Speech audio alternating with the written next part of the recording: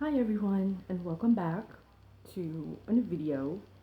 Today I thought I'd just tell a little bit about how Klippel-Feil syndrome affects me personally, and maybe a little bit about my struggle living with it. I don't want the video to be too long, so I'll just try and kind of like give just a little short explanation and description. Well, Klippel-Feil syndrome was diagnosed when I was 12 years old.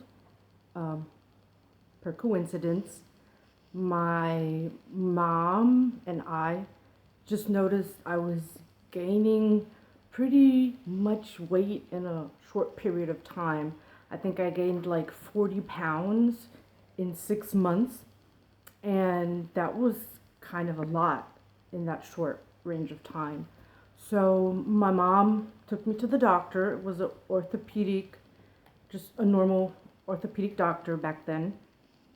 He did an x-ray, looked at the picture, and was shocked and stunned because I think he himself has never seen a case like that before or even had contact with Klippel-Feil syndrome. So he was like, well, I will send you guys to a specialist, to check and see what's going on.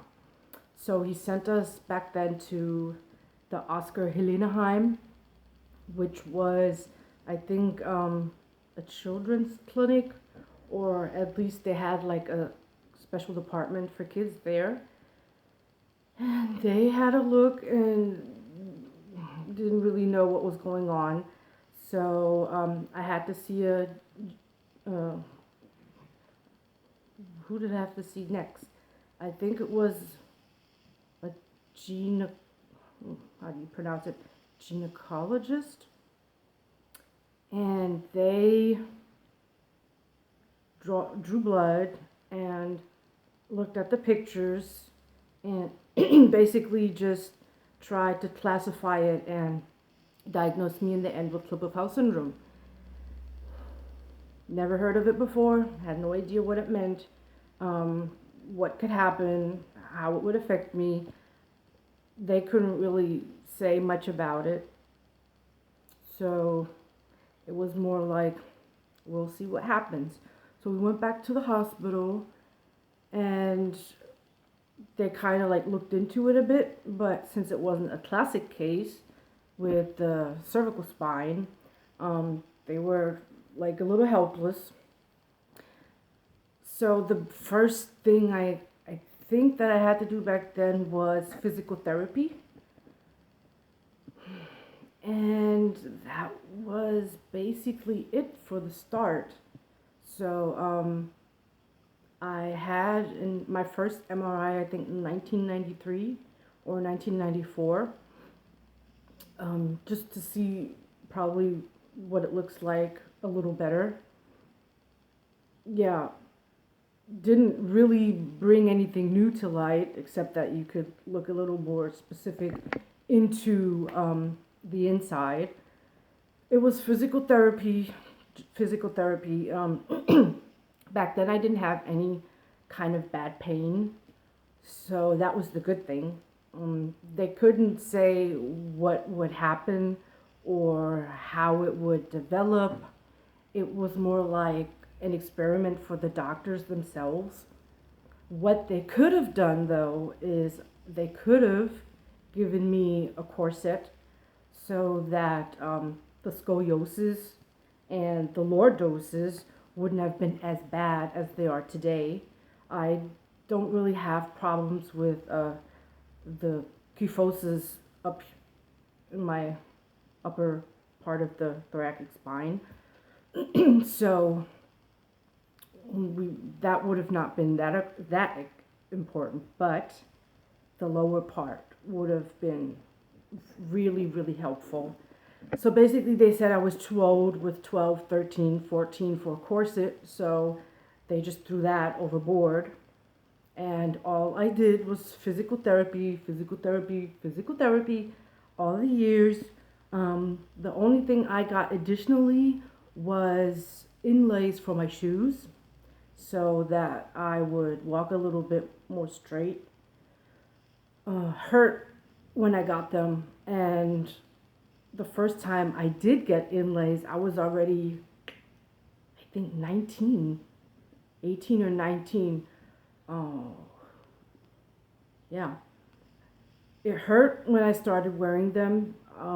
They explained to me, like for the start, wear them an hour a day and then just increase the time that I would wear them. So in the end, I did wear them all day. They didn't fit in every shoe, so I did have to, see where they fit in when I bought shoes. Yeah. So that was actually it for the beginning. It was just physical therapy and the inlays in the shoes. Yeah. Okay, I was young. I admit I did slack on the physical therapy after a while. I did physical therapy from, I think, 13 up to when I was 20. And since I wasn't feeling that bad back then, I just slacked and let it go for a couple of years.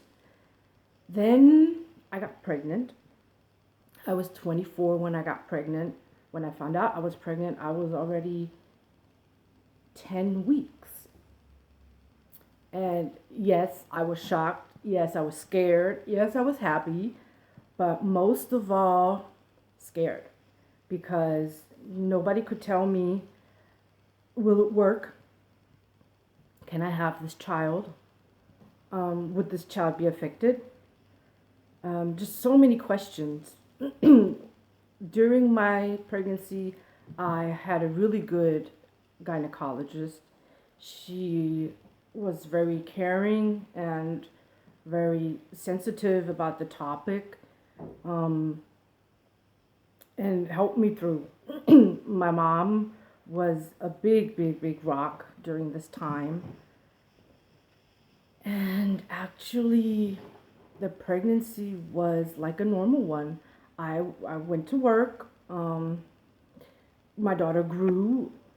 Everything was fine. My body shifted her like all the way to the front.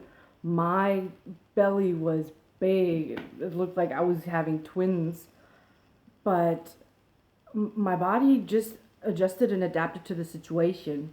So the next thing was, how will this baby get out of my body? Yeah, the flying thumb again. Bang! There she is. Where are you? There. Yeah. Uh, about that, I wanted to, of course, have a normal birth. That was like my goal because, first of all, I actually already knew then that this was going to be my only pregnancy and the only child I would ever give birth to. So I fought until the end to have a normal birth. The first hospital that I went to, they wanted a C-section like right from the start. They didn't want to negotiate. They didn't want to talk about it. It was like, okay, well, you are different.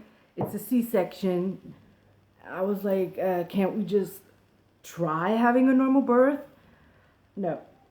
Since they sent me away anyway, that was like a catastrophe. The hospital where I did give birth to my daughter, they were open for it. They said, okay, we'll try it. And if it doesn't work out, it'll be a C-section. I was like, okay, I'm fine with that. Everything worked out. I had a normal birth. She was healthy. Nothing was different with her. No abnormal features. Everything was fine when they had a look at her, that was great. That was really great. I was just like, yes.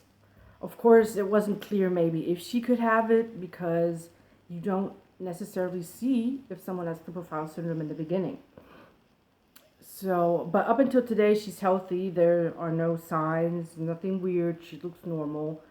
And I think she won't develop. Well, what develop? She doesn't have it because there would be some kind of sign. Yeah, so that was basically up until I was 24. Then 2 years later, 2006 was the time when I personally started having issues. That's when they first diagnosed my first bulging disc in the lower back. Yeah, physical therapy, and I took ibuprofen, 600 milligrams 3 times a day, and that worked until I think like 2011, when the ibuprofen, basically when I took a pill, it just worked like maybe 2 to 3 hours a day, and the pain just increased so massively that I was, desperate to seek some pain relief. That was the beginning of my journey, and the rest I'll tell in another video because I'm already over 10 minutes and I don't want the video to be too long. But that was the beginning of how my Klippel-Feil-Syndrome started, getting worse, and just the chronic pain popping up and looking for something to help me. And, up until today, I haven't found anything that really gives me pain relief that a doctor can give me. But I'll get into that in another video. And I guess I'll leave it at that for right now. Yeah, Klippel-Feil-Syndrome, a complex illness which definitely needs a little bit more, help and everything. Thanks for watching, and see you guys in my next video. Woo. Bye.